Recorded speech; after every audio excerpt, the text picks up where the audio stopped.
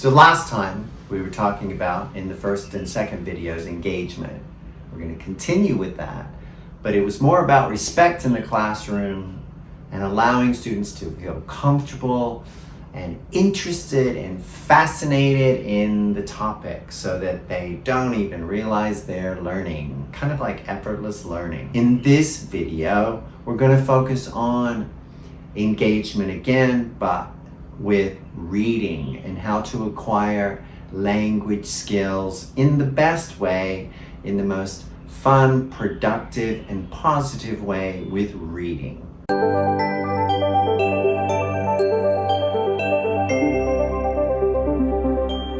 So today's topic is going to be mostly about reading aloud. It's making us think. We're thinking about what we read. We're creating what it means in our life. We're connecting it to our life. So many years ago, when I got my PGCE, my teaching certificate, I was fortunate enough to stumble upon a great book by a great man, and his name was Jim Trelease. His whole life mission was about literacy, helping children read, and the best ways to do that. So I'm gonna be using a lot of these, and I have used his materials to springboard into my classroom with positive learning how to read, and also just learning language naturally through reading. So Mr. Trelease was all about reading aloud, because here's what happens when we read aloud. I think children ideally should be able to choose their picture storybook, because they're going to have that inner motivation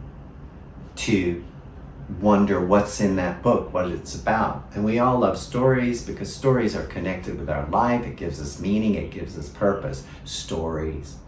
So when you read a story to their child, if you're a parent or if you're a teacher, let them choose the story of the day, the story of the week. Let me show you how it works. So this book is called The Best Pet of All. So this book was written by David LaRochelle and illustrated by Hanako Wikiyama. And what you can do is, as you're talking about, it's got a beautiful picture on the front, and you can ask them, what's that? Oh, is it a dinosaur? Oh, is it a dinosaur? What else could it be? A lizard? See what their connection to this animal is. Is it a person or is it an animal? Multiple choice questions. Is it a person or is it an animal? Oh, is it a boy or a girl? Is it a man or a woman? Okay, so then, I see some wings. Does a dinosaur have wings? Oh, do you think it can fly? What can it do? Look at it. Where are they? All right, and who is the, it's really a dragon, right? Looks like they've got an ice cream sundae. Both of them do in front of them. So maybe they're gonna eat there. What do you think they're gonna do? Why are they there? Where are they going after that? Where were they before this?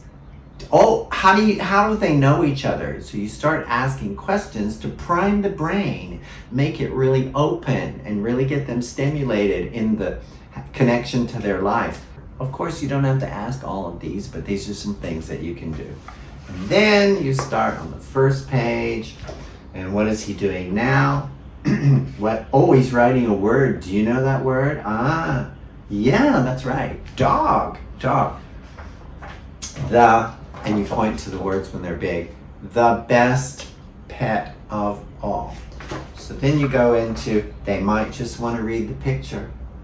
So there's the boy. Who do you think she is? Who's that lady? Who's that woman? Right? Oh, maybe his mom. Where are they? At home, right? Okay. Thinking bubble. What is he thinking right now? Right? Thinking bubble. Oh, he's thinking about a dog digging. What do you think he wants? What is he thinking about? Maybe he wants a pet. All right, and then you read it to them. On Monday, I asked my mother if I could have a dog. A dog is a good pet, I said. No, she said. Dogs are too messy. So you can get your voices for the different characters in the book too. So these are the characters in the book. That's important. We have characters in our life. They probably have a mom, or they know people with a mom, right? And maybe they have a TV, right? And they certainly have, do they use their imagination? Do they have thinking bubbles? What's in your thinking bubble right now? You can do some imagination work. Close your eyes and go into your thinking bubble and imagine a pet that you want right now. So you can do some imagination work with it. And then you go about the different pictures. So what's happening is, well, let's see what the book says. You can point to it. Is there a word on here you know? Which word do you know? Which word do you want to know? Point to a word that you don't want to know, and I'll help you.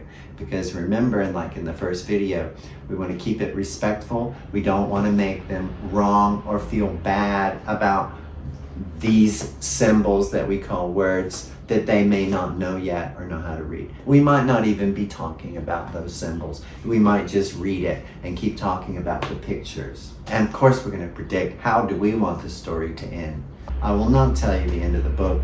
We can create a story with the child. Creating using our imagination. Let's close our eyes and see a little movie.